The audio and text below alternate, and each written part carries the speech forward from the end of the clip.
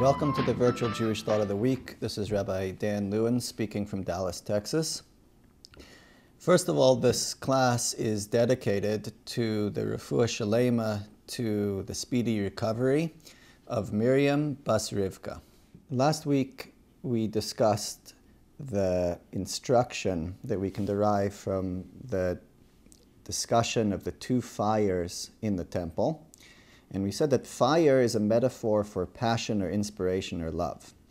So there were two fires in the temple, one that we created, a human being, and the other that came from above. In Ethics of Our Fathers, chapter 5, it discusses two different types of love, which is commonly thought of as an unconditional love or a conditional love. But the way the Mishnah puts it is a love that is dependent on something or a love that is not dependent. Ava she'talua b'davar, ava she'ena talua b'davar. So let's think exactly what these two types of love are. There's a saying that love is blind. So if we think, okay, that's one feature and quality of love. Love is blind tells you that love is strong, it's powerful. But is that a compliment or is that an insult? If you say, oh, well, what do you want from me? Love is blind. First glance, what you're telling somebody when you say, well, love is blind, is that this is a love that doesn't see flaws. So if I really saw who you were, maybe I wouldn't love you. That's a low-level romantic love is blind. But there's a higher level, a deeper type of love that is blind, that we'll call the fire that comes from above. Why does it come from above? Because it's an innate love. This type of love doesn't look at flaws because it's just a part of a person's general character. Let's give an example of a typical blind love. Typical blind love, if you ask a parent, why do you love your child? So they could tell you, oh, my child is so cute, or my child, I'm proud of my child, grew up to be a doctor or a lawyer and so forth. Whatever answer a parent is going to give, if you think about why you love a child, is not going to be the real answer. Why? Because there is no answer to that question. A parent loves a child because it's part of their own flesh, because it's something that is not rational. Same thing for a child to a parent. Why do you love your parent? Whatever you're going to say, oh, because my parents took care of me. No, you love your parent because it's part of who you are. There's an innate love. That's a fire that comes from above.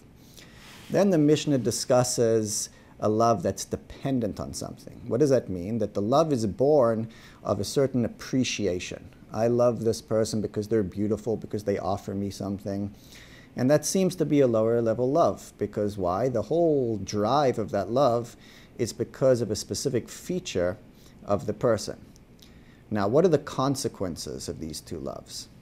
Says the Mishnah that a love that is independent of any quality, it's an innate love, a fire from above, is take away any of the qualities, the love will remain. It's everlasting. It's more powerful. A love that's dependent or conditional, common sense tells you as soon as that quality disappears, I no longer appreciate or benefit from that person, then the love will go away. So that's the difference between the consequences of a love that we create, or that's a lower level love, a conditional love, and the fire that comes from above, a passion or love that's just part of who you are. It's a gift. Last week we quoted a statement of the Talmud that even though you may have a fire from above, a fire that descends from heaven, it's still important to create the fire from below. If we plug that back into what we're saying now, what that would mean is if I reach the higher level love, if I have a love that's unconditional, an innate love, like a parent to child, or a deep relationship, a marriage, so I have a bond, an eternal bond. Why should I need the more conditional love? Hidden in this instruction is that there has to be room in our lives for both types of love. What does that mean? That even though you have a natural passion, a natural inclination or appreciation, you can't rely on that.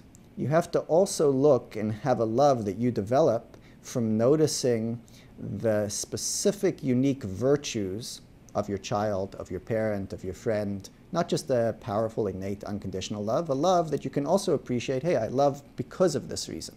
Some people, once they have the natural love, they forget to look at the individual qualities.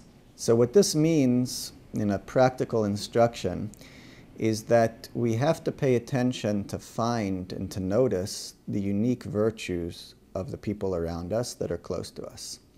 We are very talented at finding flaws. That's easy.